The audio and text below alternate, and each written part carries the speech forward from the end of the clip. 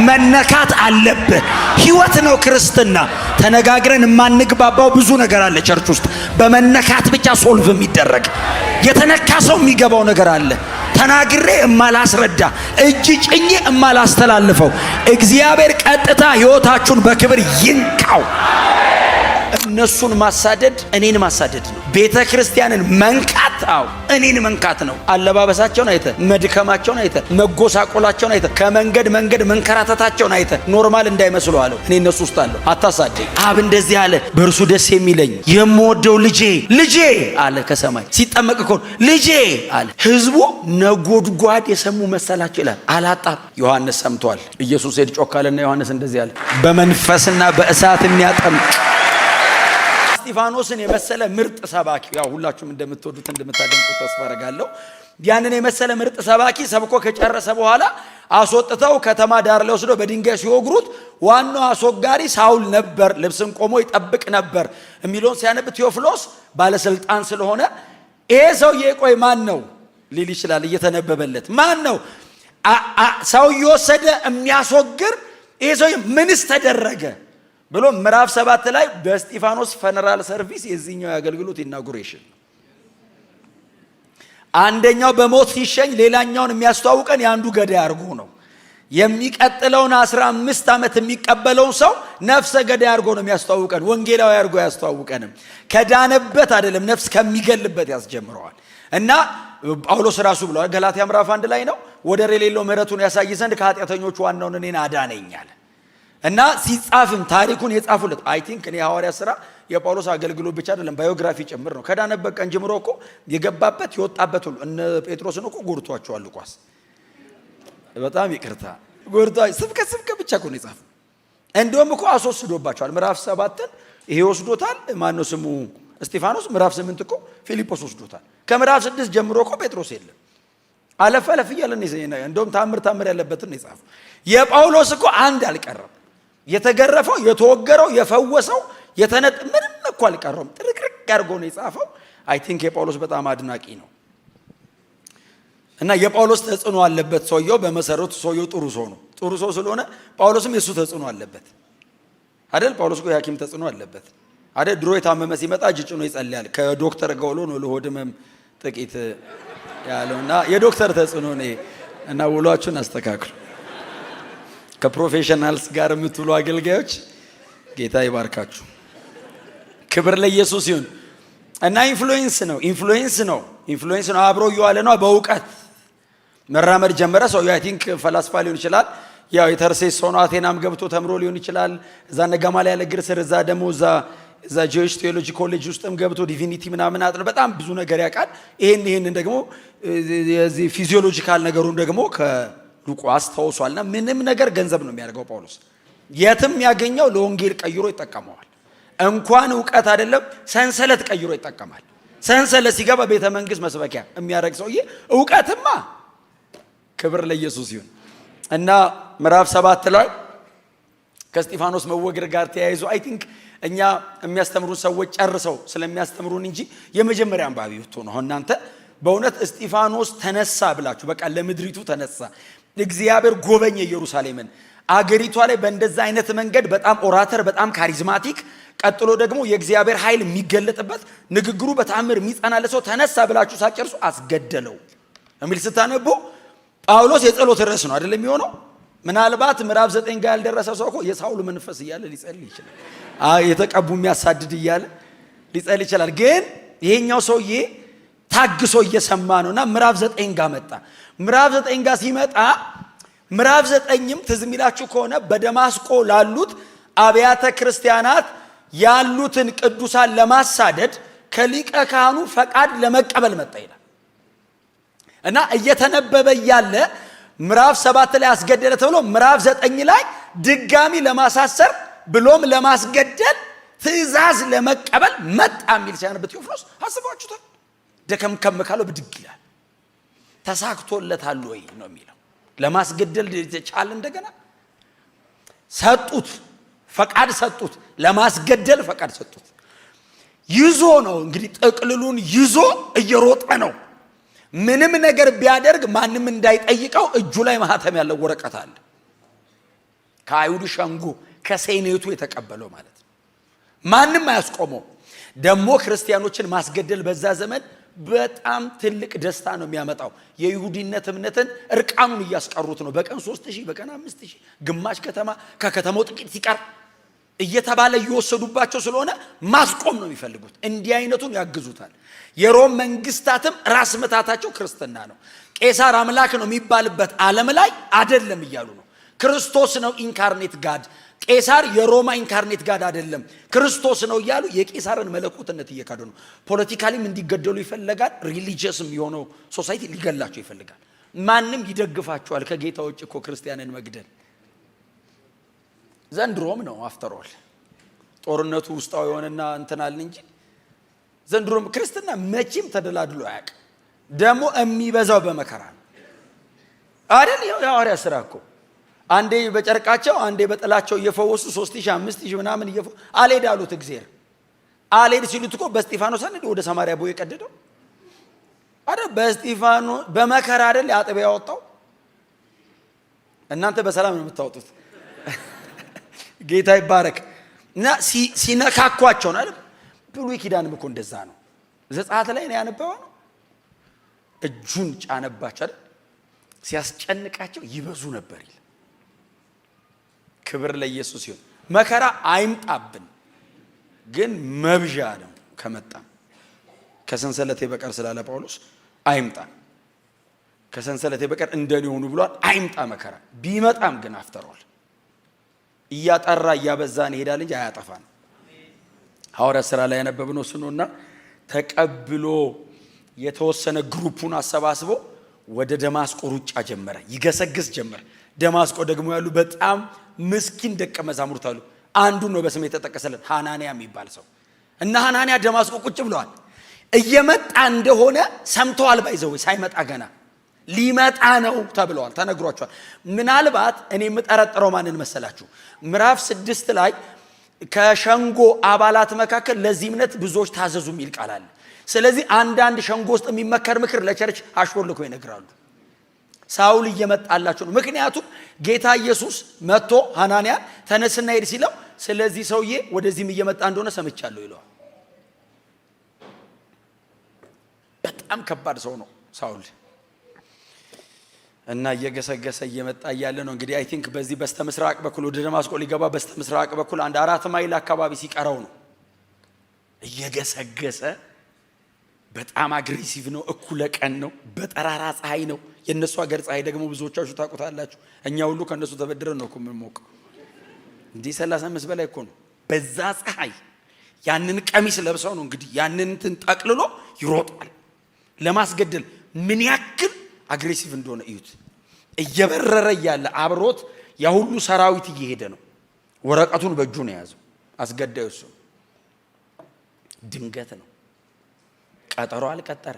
እየመጣው ነው ጠብቀኝ አላለው። ሌሊት በህልሙ አልታየው። ድንገት እኮ ነው ከሰማይ አንዳንድ ቦታ ብኖር እላለሁ። አሁን የሐዋርያ ሥራ ምዕራፍ 9 ብትኖሩ እናንተ ብትሆኑ ወይም የነበረ የአይን ምስክር ራሱ ብትሆኑ ተውት ሳውልን መሆን የአይን ምስክር ራሱ መሆን ብቅ አለ ኢየሱስ። ሳውል አለው እኔ ከጎን ነው ብዙ ጊዜ ድምፅ የምሰማው። ቀጥታ ሰምቶ የሚያውቅ ይኖረውን አላውቅም። እንዲህ በስማችሁ ከሰማይ ተጠርታችሁ ታውቃላችሁ? አይታወቅ። የመጨረሻ ዘመን ነው። ብዙ ነገር እየተለማመደ ሳውል አለው። ከፈረሱ ላይ ቱር ብሎ ወደቀ። አልነካውም። ሳውል የከበረው ክርስቶስ ነው። ማንም ሊቋቋሙ አይችልም። ሳውል አለው። ሳውል አለው። ከፈረሱ ላይ ወድቆ አቤት አለ። ለምንድን ነው የምታሳድደኝ አለው። ከላይ ወደ ታች ነው። ለምን ታሳድደኛለህ? እሱ የሚያሳድደው ወደ ጎን ነው። ወደ ላይ አሳዶ አያውቅም። ለምንድን ነው የምታሳድደኝ ሲለው ለማየት አይደል? ማን ነው? ተንበርክኮ አያውቅማ። እልህኛ ነው። ቀና ሲል አታየኝም። ደፈነው አይኑን አይደል? አላጠፋውም እኮ ከድኗት ነው። ሲጸልዩ ለቅርፊት ተወደቀ ነው የሚለው። አይኑ በራ አይልም። እና ድፍና አድርጎት ክብልል ክብልል ትላለች ከውስጥ። ወንጌል ፊት መቆም ከባድ። ምን እንደሚያደርግ ራሱ አይኑ አይ ደፈነው። አታየኝም አለው። እልከኛ ነው፣ ነፍሰ ገዳይ ነው። አታየኝም አለው። የመጣውም ክብሩን ሊያሳየው አይደለም፣ ሊነግረው ነው፣ ሊያዘው ነው። ለምን ነው የምታሳድደኝ ሲለው አንተ ማነህ አለው። እኔ አለው አዎ የምታሳድደኝ ኢየሱስ ነኝ አለው። ዲት አይነት አስፈሪ ቃል ነው። እኔ አዎ የምታሳድደኝ ፐርሲኪዩት አረከኛለሁ። ባይዘው አሳደድከኝ ብቻ አይደል፣ ለምንድን ነው የምታሰቃየው አለው። እንዴ ኢየሱስ ነኝ ሲል እኔ መቼ አሳደድኩ ሲለው እነሱን ማሳደድ እኔን ማሳደድ ነው አለው። ቤተ ክርስቲያንን መንካት አዎ እኔን መንካት ነው። አለባበሳቸውን አይተ፣ መድከማቸውን አይተ፣ መጎሳቆላቸውን አይተ፣ ከመንገድ መንገድ መንከራተታቸውን አይተ ኖርማል እንዳይመስሉ አለው። እኔ እነሱ ውስጥ አለው። አታሳደኝ አለውና ሲደናበር እንደዚህ አለው። ሰማኝ አለው። ምዕራፍ 9 ላይ አይለውም፣ 26 ላይ ራሱ ሲያወራው ነው የሚናገረው። ለአግሪጳ ቆሞ ሲሰብክ የመውጊያውን ብረት ብትቃወም ባንተ ይብሳል አለው። እወድሃለሁ ቢሎ ምን አለ? አይ እወድሃለሁ ተብሎ የሚንበረከክ አለ? ይሄ አይንበረከክም። እወድሃለሁ ብትለው እሱ መች ጠፋኝ ነው የሚልህ። አይ ለዚህ በትር ነው የመውጊያውን ብረት ሬዚስት ልታረገኝ ብትሞክረኛለሁ። ከዚህ በኋላ አይ ብትሞክረኛለሁና አጠፋሃለሁ አለው። ባንተ ነው የሚብሰው አለው። እኔ ልትወጋኝ ነው የምትመጣው፣ በድምጼ ነው ከፈረስ ላይ እየጣልኩ አለው። እንዲህ ብነካ ሳውል የሚባል ሰው ነበር ነው ማስበላል፣ ታሪክ ነው ማረጋል፣ እንዳትቆም ፊቴ ሲለው ተነስቶ ተንበረከከ። ከዛስ የሚመራው ፍለጋ እጁን ሲልክ ዙሪያ ያሉ ሰዎች ድምፁን ሰምተዋል። ኢየሱስ ግን የታየው ለሱ ብቻ ነው። አላዩም። ድምፅ ግን ተሰምቷቸዋል ምናምን የሚል ምክንያቱም ጌታ ኢየሱስ ሲጠመቅ ትዝ ይላችኋል። አብ ሲያወራ ኢየሱስ የተጠመቀ ቀን ትዝ ይላችኋል። እኔ በእውነት ኢየሱስ የተጠመቀ ቀን አይገርማችሁ? አሁን ሃሎቷን የተጠመቀ ቀን እንደማለት እኮ እየተጠመቁ መደዳ ውስጥ ገብቶ ኢየሱስ አምላክ እኮ አይመስልም። ኖርማል አይደለም። ገና 30 ዓመት ወጣት ምን ሰርቶ ነው የመጣው ሊሉት እኮ ይችላል። ሰው ሊያድን ተራው ሲደርስ ተረኛ ሲል ዮሐንስ የመጀመሪያው ዮሐንስ እኮ የሚያጠምቀው ማጠመቅ ፈልጎ ብቻ አይደለም። ስታጠምቅ ሰማይ ተከፍቶ መንፈስ የሚወርድበት እሱ ነው ስላለው ቼክ እያደረገ ነው። ሲያይ ኖርማል ሰው ነው። እለፍ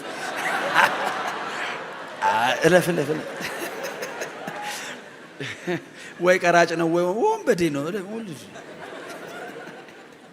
እያጠመቀ ኢየሱስ መጣ። ኖርማል ነው። ሊያጠምቀው ሲል ሰማይ ተከፈተ። መንፈስ እንደ ርግብ አምሳል ሆኖ በላዩ ላይ ሲመጣ አላጠምቅህም አለው። አንተን አይደል የምጠብቅህ ሲለው ቀስ ብሎ ምክንያቱም መከራ ላይ መጣበት ነው ያለ ጊዜው 3 ዓመት ተኩል ማገልገል አይችልም ዮሐንስ። እሱ ነው መሲህ ካለ ጽድቅን ሁሉ ፈጽም ዘንድ ይገባናል አጥምቀኝ አለው። ቀስ ብሎ አጥምቀኝ እንዳይሰሙ እዛ ወታደሮች። አብ ተናገረ አይደል? ቃል በቃል ቃሉ እኮ ነው የሚለው አይደል? ልጁ ሲጠመቅ ያው እኛ ለማስጠመቅ እንደምንሄደው አብም ልጁ ሲጠመቅ መጣ። በእርሱ ደስ የሚለኝ የምወደው ልጄ ውርር ነው የሚያደርገኝ። እኔ ላይቭ ነው አብ ያወራው። ለኢየሱስ ነብይ አይላክ መልእክተኛ አትልክ። ልጁ እኮ ነው፣ የዘላለም አምላክ እኮ ነው። አብ እንደዚህ አለ፣ በእርሱ ደስ የሚለኝ አለ የምወደው ልጄ ልጄ አለ። ከሰማይ ሲጠመቅ እኮ ልጄ አለ።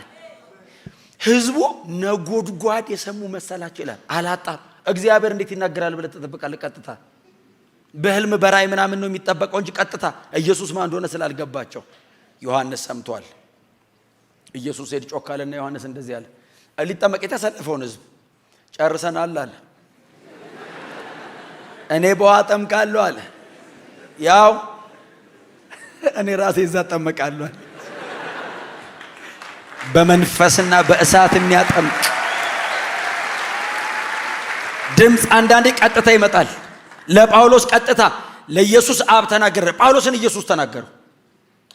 የመውጊያውን ብረት አጠፋሃለሁ ሲለው ብድግ አለ እየተደነባበረ። እቺ ናት ኢንካውንተሩ። ሰውየው 35 ዓመት አካባቢ ኖሯል ይባላል በጌታ ቤት። 35 ዓመት ሙሉ የጳውሎስ ሪፈረንሱ ይሄ ነው። አይቼዋለሁ። ማየትን የመሰለ ደግ ነገር፣ መነካትን የመሰለ መንፈሳዊ ነገር በእውነት ነው የምልህ። በፕሪንሲፕል ብቻ አታልፈውም። ኢንካውንተር ያስፈልጋል። መነካት አለብህ። ህይወት ነው ክርስትና። ተነጋግረን የማንግባባው ብዙ ነገር አለ ቸርች ውስጥ። በመነካት ብቻ ሶልቭ የሚደረግ የተነካ ሰው የሚገባው ነገር አለ። ተናግሬ እማላስረዳ፣ እጅ ጭኜ እማላስተላልፈው። እግዚአብሔር ቀጥታ ህይወታችሁን በክብር ይንካው። ብርሃን ያስፈልጋል። ዓለም ሁሉ እብድ ነህ ሲል አምነህ መኖር የምትችለው ይሄ ብርሃን ካለ ነው። ከሌለ 50 ሰው ተሰብስቦ ልክ አይደለም ካለ ትከዳለህ። ብርሃን ካለ ዓለም ሁሉ ልክ አይደለም ቢል ምን ላርግ አይቻልም። ጳውሎስ ምንድነው አርጊው የሚያደርገው? ቆሞ ፈላስፋ የዚህ ዓለም አዋቂ ምና ይጠራል እኮ ቸርች ውስጥ። እግዚአብሔር የእናንተን ጥበብ ሰብስቦ ከንቱ አላረገም እኮ አላቸው። ምንድነው አንተ ቆይ ምንድነው የገባ? በመስቀል ላይ የተሰቀለው ክርስቶስ የእግዚአብሔር የመጨረሻ ጥበብና ኃይል ነው አለ። ብርሃን ነው ይሄ። እብድ ነህ አሉት። ያማል እኛ ደህና ነገር ተነግረናል ብለን ቸርች ብንመጣ መስቀል ላይ እርቃኑ የተንጠለጠለ 33 ዓመት ተኩል አይሁድ ወጣ ታሳየናል አሉት። እሱ የእግዚአብሔር ጥበብና ኃይል ነው አለ። ብርሃን ነው ይሄ። ክብር ለኢየሱስ ይሁን። ወዳጆች የሚመራው ፈልጎ እየተደነባበረ ሰዎቹ ድምጹን ሰምተው ግርግር ነገር ሰምተዋል። ና አሉት። የት እንውሰደው ሲሉት ጠቁሞታል። ቀን በሚባለው መንገድ ሂድ፣ እዛ ቁጭ በል፣ እንዲጸልዩልህ ሰዎች ልካሉ ብሎታል። ምክንያቱም ሐናንያ መጥቶ እንደሚጸልይለት ጳውሎስ በራእይ አይቶ ነበር የሚል ቃል ስላለ ተነስ ሂዳል። አሁን አየህ ከከረመ በኋላ ነው ሶስተኛ ሰማይ የወሰደው። ጸባዩን አይቶ እልከኛ ምናምን ከሆነ ያስተካክለዋል። በእውነት በደንብ ነው የሚያስተካክለን ጌታ። እና እየመሩት ሄደ። እዛ ሰው የቤት ቁጭ አለ። 3 ቀን አልበላም ይላል። ከዛ ጳውሎስ 3 ቀን ጾሞ ሲጨርስ ጌታ ኢየሱስ ሐናንያ ጋር መጣ። ሐናንያ ሆይ አለው። በጣም ጳውሎስ እዛ ሐዋርያ ሥራ 26 ላይ ስለ ሐናንያ ሲናገር በጣም ደስ ይለኛል። በሕጋቸው የበረታ የተመሰከረለት ደቀ መዝሙር ነው ይለዋል። ጳውሎስ መንፈስ ቅዱስ የተሞላው በዚህ ሰውዬ እጅ ነው። ይህን የሚያክል ታላቅ አገልጋይ የተጠመቀው በዚህ ሰውዬ እጅ ነው። እና አይረሳውም ጳውሎስ ያወራዋል። እና ሐናንያ ሆይ አለው ጌታ ኢየሱስ። አቤት አለ ሐናንያ። ጌታን ይሰማል። ደቀ መዝሙር እኮ ነው፣ ጌታን ይሰማል። አቤት ጌታ አለው። ተነሳለው። ወደ ሊድ አለው። ወደዛ ወደ ስምዖን ነው ማን የሚባል ሰው የቤት ሂዳለው። ከዛስ አለው ሳውል እዛ ቁጭ ብሎ እየጠበቀ ነው አለው። የትኛው ሳውል? ሳውል ኮመን ኔም ነው። የትኛው? ኢየሱስ ካልክ የትኛው? የናዝሬቱ ነው አይደል? ኢየሱስ እግዚአብሔር የናዝሬቱን ኢየሱስ ነው ጌታና ክርስቶስ ያደረገው። ኢያሱ ኤልሳና ኢየሱስ ተመሳሳይ ስለሆነ እንትኑ አዳነ እንደማለት። አሁን አዳነ ብል እዚህ ቤት ብዙ አዳኖች ትኖራላችሁ። ኢየሱስ ኮመን ኔም ሊሆን ይችላል አይደል? አዳኝ እንደማለት ነው። የናዝሬቱ ኢየሱስ ነው ስፔሲፊክ። በናዝሬቱ ጌታ በኢየሱስ ክርስቶስም ነው የሚሉት እነሱ ራሱ። ክብር ለጌታ ለኢየሱስ ይሁን። ኋላ ላይ ያ የተርሴሱ ሳውል ቁጭ ብሎ ይጠብቃል አለ። ምን ላርግ አለው። እጅ ስጭንበት አይኑ ሲበራ በራእይ አይቷል። ይገርማችኋል። ድሮ ግን የሚታየው ራእይ ራሱ ጳውሎስ ገና አዲስ ክርስቲያን እኮ ነው። ሐናንያ መጥቶ እጅ ሲጭንበት አይኑ ሲበራ አይቷል። ራሱ ቢጸልይ እንደማይበራ ገብቶታል። ሐናንያ መጥቶ ሲጭንብ ነው። ስለዚህ ሐናንያ አልታዘዝ ብሎ 3 ወር ከተቀመጠ ምክንያቱም ስፔሲፊክ ጳውሎስም አይቷል ሐናንያ እጅ ሲጭንበት እንደሚበራለት አይቷል። ተነስ ይለው ይህ ሰው በየከተማው እየዞረ ያሳድድ እንደነበረ ወደዚህም ከተማ ለማሰርና ለማስገደል ከካህናት አለቆች ደብዳቤ ይዞ እየመጣ እንደሆነ እኮ ሰምቻለሁ። ወዴት ነው የምትልከኝ ጌታ ያለው? አገልግሎት ጨርሻለሁ ወይ? ምንም ካላረጋ ያሳስራል፣ በደንብ ካገኘ ያስገድላል። አይራራም። እስጢፋኖስን የመሰለ ኤርሊ 20 ላይ ያለ ፕሪቸር የሐዋርያ ሥራ ምዕራፍ 7 ሉቃስ የጻፈው እኮ ጳውሎስ ሊወግር ገብቶ ሰምቶት ነው። ጳውሎስ ሙልጭ አድርጎ የሰማው ሕግ አዋቂ ነው፣ የጋማልያል ተማሪ ነው። ከተሳሳተ ሕጉ ላይ ሊያስወግረው ነው። እንከን አጥቶበታል። ስለዚህ ሙልጭ አድርጎ 60 ቁጥር የሰማው እኮ ጳውሎስ ሊወግር ገብቶ ነው። ሉቃስ አልነበረም። ሙሉ 60 ቁጥር እኮ ያጻፈው እኮ ጳውሎስ ነው። እኔ ነበርኩ አለ ጻፈው። ላስወግረው ገብቼ ሰምቼዋለሁ ጻፈው። እንዴት አይነት የስብከታ ኢንትሮዳክሽኑ፣ ቦዲው፣ ኮንክሉዥኑ አሜዚንግ እኮ ነው። እስጢፋኖስ ማይቲ እንኳን ቶሎ ወደ ጌታ ሄደ እንጂ እነ ጴጥሮስን ይጋርዳቸው ነበር። አመጣጡ ያስፈራል ልጁ። ቀጥሎ ንግግር ብቻ አይደለም ተአምራት እግዚአብሔር በእጁ ያደርግ ነበር ይላል። ከዛ በአደባባይ ተከራካሪዎቹን ይረታ ነበር ይላል። ምን ማለት መሰለህ? እየተከራከርከው እያለ ብቻን አስቀርቶ ቲፎዞን ቸርች ይዞ ይሄዳል። ብቻ ነው የሚያስቀር።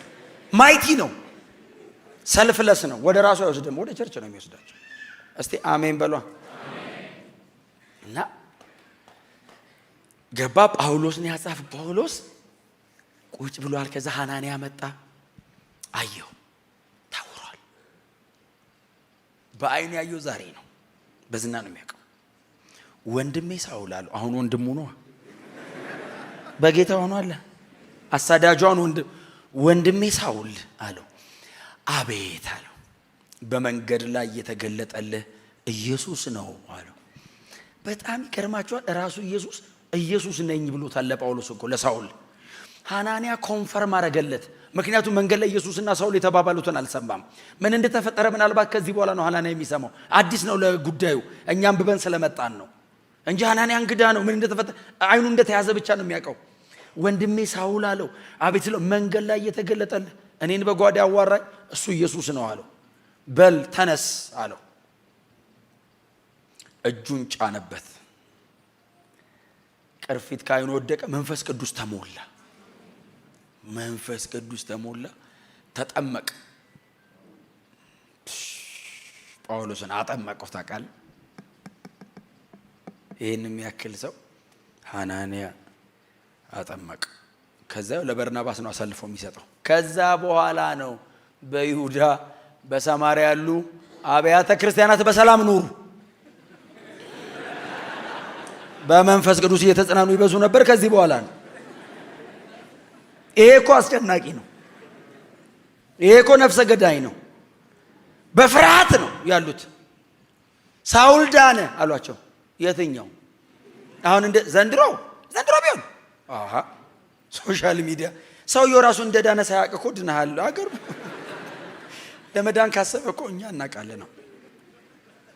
ዳርዳር ያለ ሰው እኮ አገር አንዳንድ እንግዳው ናቸው አታውቁም። ስለ እናንተ ስለ ራሱ እንደዚህ ሆንክ እንዴ ሲሉ ተብሎ ማለት ነው። ድሮስ በእንትን ነው ኦራሊ ነው አይደለም፣ በንግግር ነው። ሳውል ዳነ በእግር ተሄዶ ሌላ ከተማ ነው። ስልክ የለ ምን የለ። ስለዚህ ሌሎች ከተሞች ቀስ እያለ ነው የተዳረሰው። ይመጣል፣ እግር በእግር ይመጣል። በየከተማው ወደ ይሁዳ ከተሞች፣ ወደ ሰማሪያ ከተሞች፣ ወደ ሌሎች ከተሞች ይመጣል። እግዚአብሔር መንገድ ላይ ያዘው። ይሄን ሰውዬ መያዝ ብቻ አይደለም፣ ለአብያተ ክርስቲያናት እረፍት ምክንያት አደረገው። አብያተ ክርስቲያናት ያረፉት ይሄ ሰውዬ እግሩ ተይዞ ብቻ አይደለም፣ የወንጌል አገልጋይ ሆነ። ዳነ። ወዲያው እኮ ነው የመጣው፣ መመስከር ጀመረ። አንድ በጣም የተባረከ በእውነት በጣም የተወደደ ሰው አለ። አዲስ ኪዳናችን ላይ በጣም ሰፊ ሽፋን የለውም። አለፍ ብሎ ነው የታየው። አይ ቲንክ ምዕራፍ 9 10 አካባቢ፣ ምዕራፍ 4 ምዕራፍ 13 ከዛ ምዕራፍ 15 ላይ ነው የምታገኙት። በርናባስ በጣም ካይንድ የሆነ ሰው፣ አስገራሚ ሙክክ ያለ የበሰለ በርናባስ ጋር እግዚአብሔር አገናኝ። ሐናንያ አጠመቀው፣ በርናባስ ያዘው። እግዚአብሔር እኮ ለአንዳንድ ሰው የሚያሰምረው መንገድ ከደቀ መዛሙርት ጋር ደግሞ ቀላቃይ ያገኘ። ማን ያምነዋል? ሊሰልለን የመጣው ነው የምትለው። ጉባኤ ማላውን ገብቶ አሁን ሳውል ቁጭ ቢል ማንም ሰው አይጸልም። ሁሉም ሰው አይኑን ገልጦ ነው። አይናችን ጨፍነን እንጸልያለን። ምክንያቱም አይንን ሲገልጥ እስር ቤት ሊሆን ይችላል የምታገኘው። ሁሉም ሰው በፍርሃት። ስለዚህ በርናባስ ያዘው። እንደዚህ አይነቶች ይብዙልን። ከጀርባ ነው በርናባስ። ምክንያቱም አይደል ምዕራፍ 11 አካባቢ ነው አይደል በርናባስ ይዞት አንጾኪያ ቸርች ይዞት የመጣው። ተርሴስ ወርዶ ፈልጎት አንጾኪያ ቸርች አመጣው። 11 ላይ እኮ በርናባስና ሳውል ነው አይደል የሚለው። በርናባስና ሳውል 13ም ላይ በርናባስና ሳውል ይሆንና ሳውልና በርናባስ ሆኖ ተገለበጠ። ከፊት አመጣው። ይሄኛው ወደ ኋላ ሆኖ እሱን ከፊት አድርገው ሂዳለሁ። ተጣልተው ሲለያዩ ማርቆስን ይዞ ብስል አድርጎት፣ ማርቆስና ጳውሎስ ተጣልተው ተለያይተው በርናባስ ማርቆስን ይዞ አብስሎ ማርቆስ ይጠቅመኛል አለ ጳውሎስ ራሱ። እግዚአብሔር በርናባሶችን ያብዛልን፣ በርናባሶችን ይስጣችሁ፣ በርናባስም ያረጋችሁ በእውነት።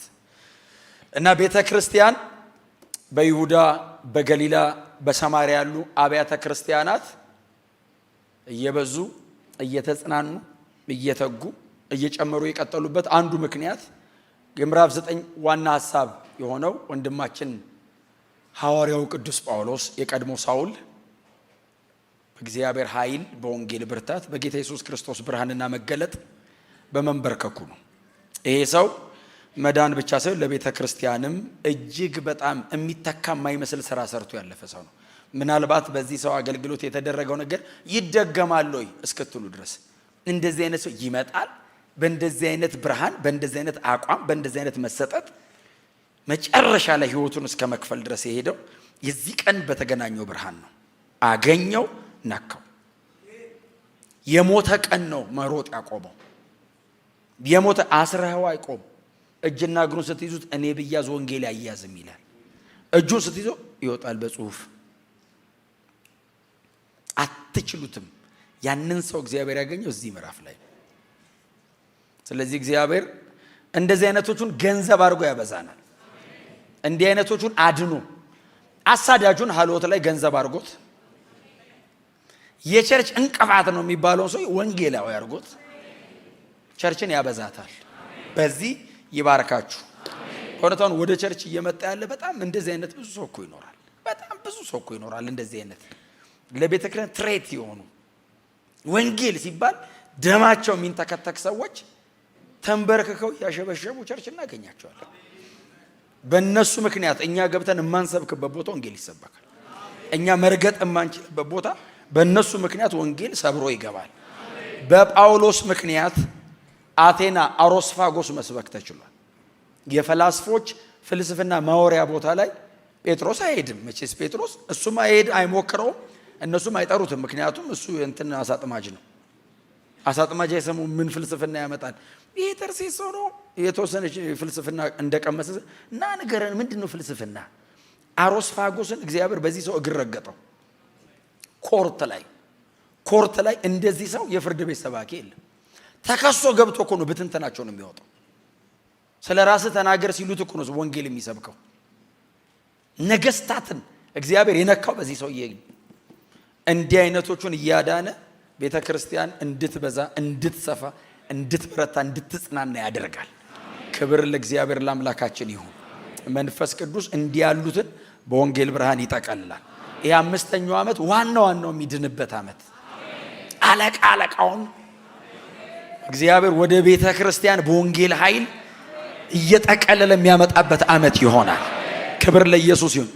እንትናም ዳነ የሚባልበት ዓመት በቃ እግዚአብሔር ይሄንን ለሃሎት ለኢትዮጵያ ቤተ ክርስቲያን ያደርጋል። ይሄ ድምፅ የዚች ቤተ ክርስቲያን ድምፅ ብቻ አይደለም፣ ለከተማውም ለአገሩም ድምፅ ነው። ይሄ በእውነት በመንፈስ ቅዱስ መጽናናት እየበዛ መኖር ይሄ ለኢትዮጵያ ቤተ ክርስቲያን ድምፅ ነው።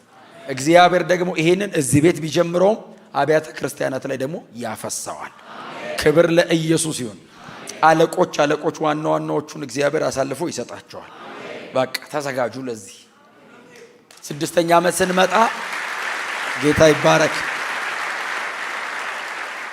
6ኛ ዓመት ስንመጣ በቃ ከብዙ ቴስቲሞኒ ጋር ይሄ ቃል ሰርቶ ከብዙ ምስክርነት ጋር ነዷችንን አቅፈን እንመጣለን። ብዙ ሳውሎችን ይዘን ጳውሎስ ሆኖ ስማቸው የማንነት ለውጥ፣ የስም ለውጥ፣ የስፍራ ለውጥ አድርገው ወንጌል እየሰበኩ እናገኛቸዋለን። 6ኛ ዓመታችን ላይ እነሱን የምንጨብጥበት ነው። ክብር ለኢየሱስ ይሁን። በቃ እንደዚህ ነው አይደል? አሁን ዘንድሮ ቸርች እንደዚህ ነው። እየበዙ በቃ በመንፈስ ቅዱስ እየተጽናኑ ይሄዳሉ። የኛም ነው የኤቨርላስቲንግም ነው። እስቲ አሜን በሉ። በቃ እየበዙ እየተጽናኑ ይሄዳሉ። የኛም ይሄው የኛም ነው። 2ኛ ዓመታችን ላይ 6ኛ ዓመት ላይ ስንገናኝ አጥቢያዎች ምክንያቱም አሁን ይሄ እንዴት እንደጠበበ እንዴት እንደተጨነቀ ይሁት። እንግዲህ በጣም ነው የምወዳችሁ፣ በጣም ደስተኛ ነኝ። በመንፈስ ቅዱስ እየተጽናናን እየበዛን እንሄዳለን።